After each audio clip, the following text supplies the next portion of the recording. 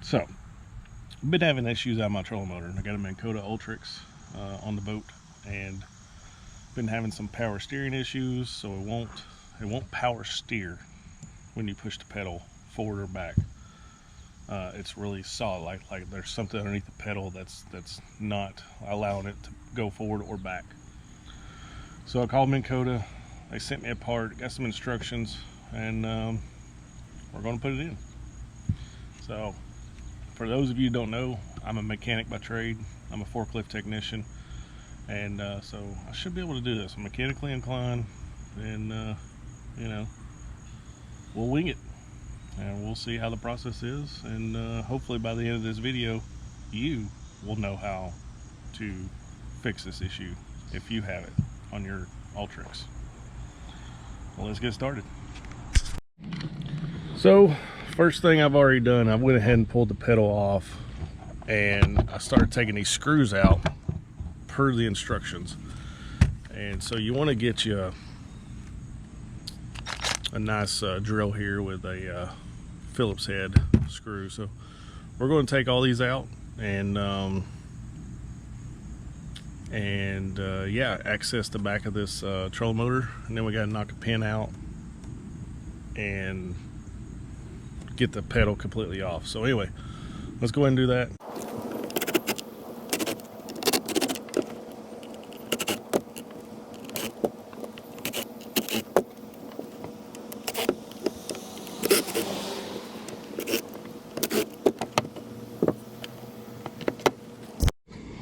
Alright, so next step is you want to unplug this right here, and it helps to have that pocket screwdriver that's over on the other side of the boat.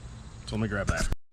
Okay, we got our pocket screwdriver. These things are here really nice. You get them on Amazon for, I don't know, I think there's like 20 in a pack. They got a little magnetic thing on there that you can pick up screws with, and it's a flathead. So you got this little thing up in here that you can get this right here in there. Let's put the camera up right here. Hopefully it'll work. There we go. And then you want to just kind of get it right there on the bottom and unplug it. So that's the next step. Now, step after that is to pull this potentiometer right here. It takes a 1/2 inch wrench. You unscrew that. So let's get that done. Let me go get my 1/2 inch wrench. Okay, I got my 1/2 inch wrench. It's nice to have these little offset angles for this type of situation, because you get in there real nice and neat. And yeah, so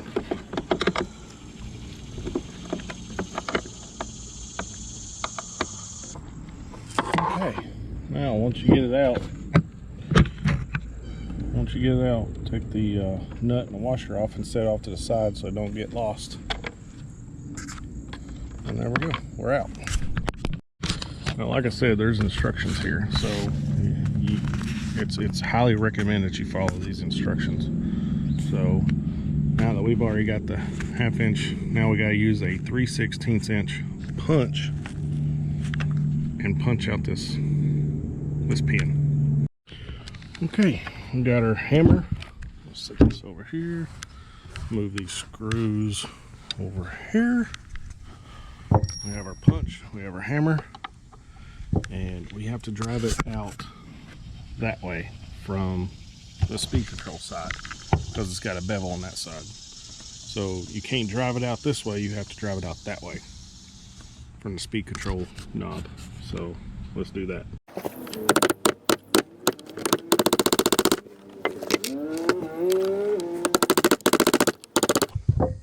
We gotta hit that thing pretty hard. So now that we get it, let me go down the other side.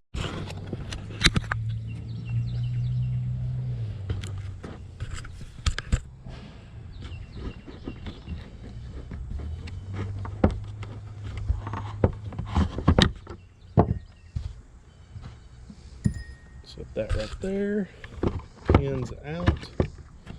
So now I can flip control motor over, and there is my speed sensor, looks like. So now we got to take these screws right here out and feed it through.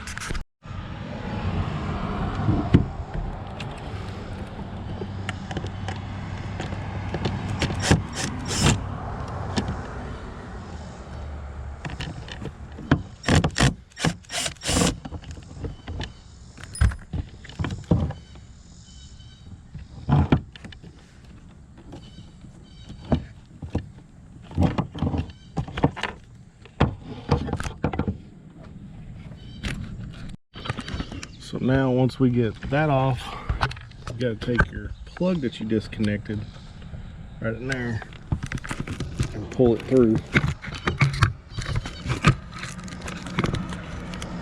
Sorry, I'm having issues with the camera. I can't find my mount anywhere, so the camera's just sitting there.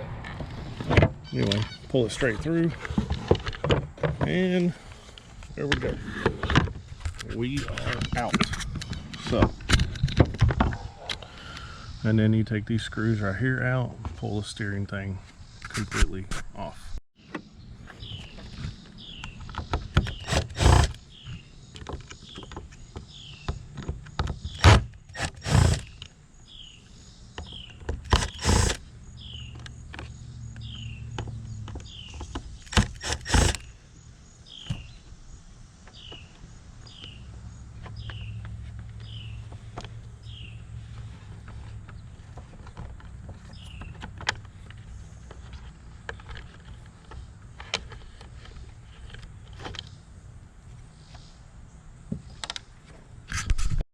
Okay, so this is the old one, and here's the new one. Doesn't look any different, but apparently they've had issues.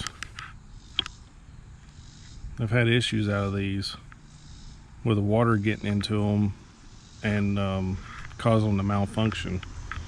Mine is an intermittent malfunctioning issue, so yeah, I was expecting that thing to be a little different. So I guess they updated mine, or unless it's already been replaced once. But yeah, anyway, so we'll put out the old one, put in the new one.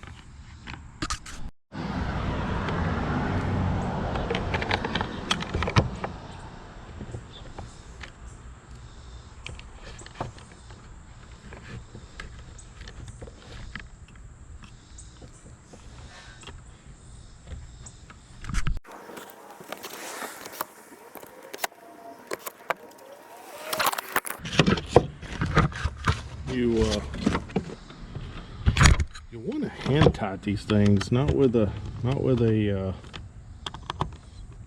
screw, not with that thing, but with this. Otherwise you'll strip it out like I did there. So take a screwdriver, hand tighten them. That way you don't do what I just did and strip out your thing there. Okay, let's pop this sucker back on. Okay, once that's done, now they give you a little zip tie. You can zip tie this foot switch to the cable right there in that groove.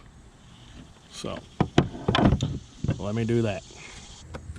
Pro tip, get you some flush cuts icons from Harbor Freight. These things are very inexpensive, but they flush cut, so you don't have to worry about getting cut on zip ties. Anyway, so you get that in there, and then you route your cable back through. The next step is to put the potentiometer back in there. Don't forget your washer and nut, because that is what's importing. So let's figure out a way to do this. Okay, now there's a certain side to this potentiometer. See that flat spot right there? I went ahead and put the flat spot facing up when it's upside down like this, and you know, because you gotta get all that stuff lined up. Okay, pro tip: turn your thing all the way to off, because it only goes one way, and then line up your potentiometer. But make sure it's going. Make sure you turn the potentiometer at the same rate, and that just popped right in there. Cool. But make sure your potentiometer is turning at the same rate that it is. So, you know, just like that, turn it. Okay, so we're good to go. Now we gotta get this nut lined up. This is pretty challenging. Luckily for me, I mean, this is even challenging for me, and this is coming from somebody who works with potentiometers like this all the time on forklifts. You know, a lot of your pallet jacks that you ride on and have a motorcycle type throttle use this type of potentiometer in there, and they only go one way. So it's a challenge to get all that stuff lined up and get it all in there the way it needs to be going in there. For somebody who's not used to doing something like that, could be possibly be a challenge for them. But fortunately for me, I'm used to it. Okay, I stuck a punch in right here on this side to kind of guide my pin back through.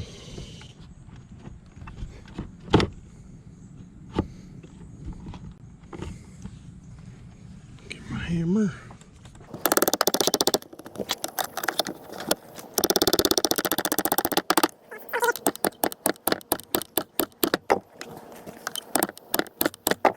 Okay, now the last step is to plug this thing back in. I'm gonna go up underneath that. And there we go.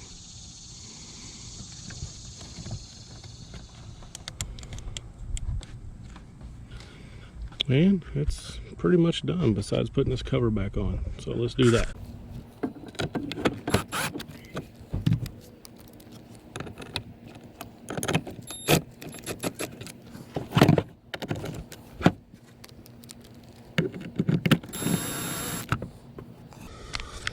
So these screws right here are a little different from these screws, and those screws were right in the middle right here. So be sure you put the right screws in the right side.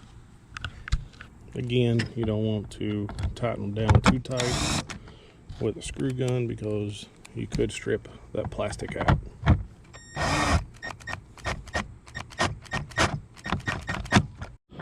Okay, here we go, moment of truth.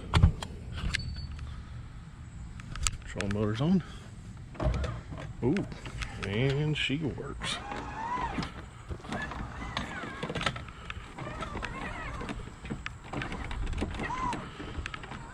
She works a lot better, actually. I can only turn it one way because of my trailer. But yeah, they say that you just want to put not a lot of pressure. So there we go. She works. Oh yeah, let's test out the. Okay. Off and put it on 5. Okay, let's put it on 10.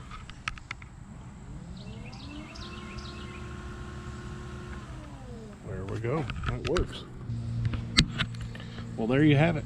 That's how you replace the steer sensor board on your Minn Kota Ultrex. So anyway, I hope this video helps you. Yeah, we'll see y'all in the next video. Have a good day.